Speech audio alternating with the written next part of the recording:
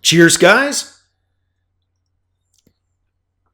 Epyx911, welcome to the Saturday, July 1st, 2017 edition of VR News.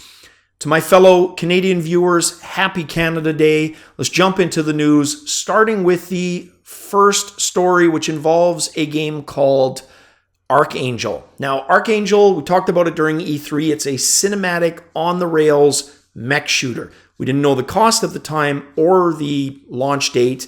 Still don't know the cost, but at least we have an idea of when it's going to launch. PlayStation VR players can look forward to it this month in July. Oculus Rift HTC Vive players, August. So basically a 30-day wait, not too bad. Now, personally, still waiting for my dream mech game, which of course, said it before, Mech Warrior 2 meets Mech Warrior Mercenaries. I think that would be freaking awesome. Now, this next game definitely piqued my interest. It's called Drone Hero. Clearly capitalizing on the current drone craze. And that's okay if the game is good, looks good. Those who've played it say, though, that it's definitely not a simulator. If you're learning or want to learn how to fly drones, get a real drone, right? This is more arcadey.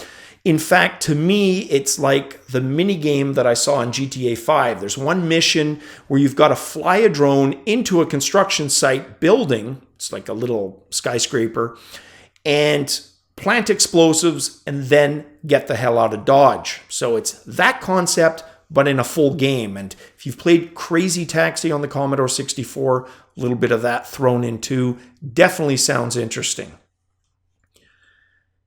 And then the next news piece, the last game we're going to talk about tonight, Gunheart and its developers. This game, probably the best example of the phrase where I say, if the gameplay can match the graphics, because holy hell, this game is a stunner. It looks really good. Just hope the gameplay is there. Now, the developers recently, talking about the game, fleshed out a little bit of their locomotion systems. Now, we knew it was going to form, or we basically had an idea it was going to use two. Most games worth their salt have teleportation plus smooth locomotion. This one, no exception, except they've added even more functionality. So they've taken kind of the old tired teleportation and said, you know what? If you teleport behind a crate and there's enemy on the other side, automatically assume a cover position. To not have it be unfair, players who do smooth locomotion will have their own, kind of power moves or defensive moves to kind of counter that. But innovating in that way, very cool. No word yet on the release date or cost of it, though. All right, let's talk about this next one. This is not a smug piece or arrogance piece. In fact, I'll be quick about it. But last year, there was a bit of drama on this channel. Thankfully, I think the only real drama on the channel, when I used a picture of Octoshield and talked about my gut for the game was that it probably wasn't going to be successful ultimately, right? Being early access. And the mistake I made is talking about that game specifically. I should have left that out of the equation. Either way, I apologized. We've moved on.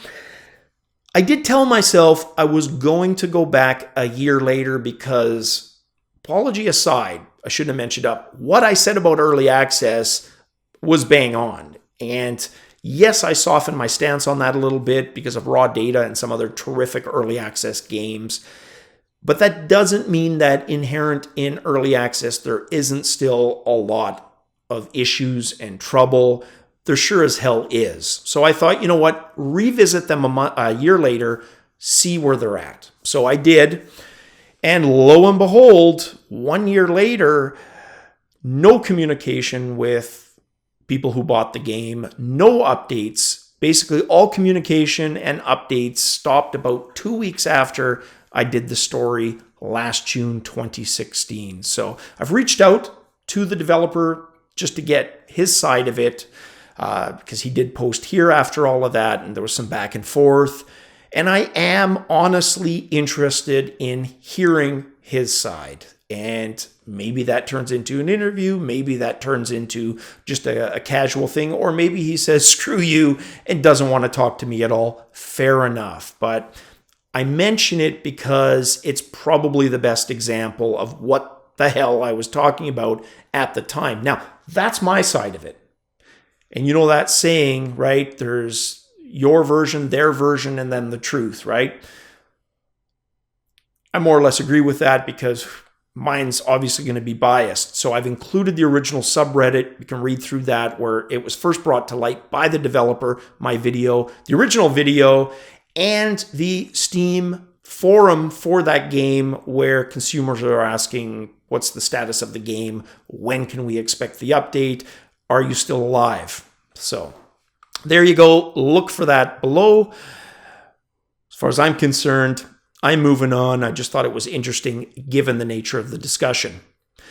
All right, next news piece. Making payments from inside VR just got a lot easier with Payscout.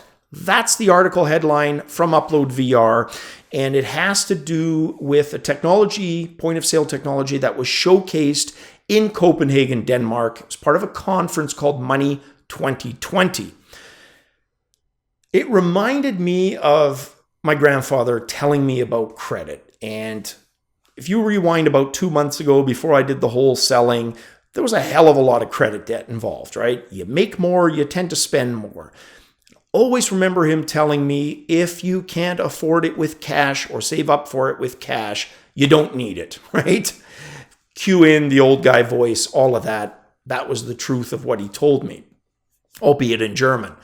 And it stuck with me, even though I didn't really follow it, right? But now in hindsight, being here and not having those issues anymore, I get his point. Now, it is inevitable. Transactions are going to be made as easy as possible, right? Impulse buying is a thing that happens with human beings. It does.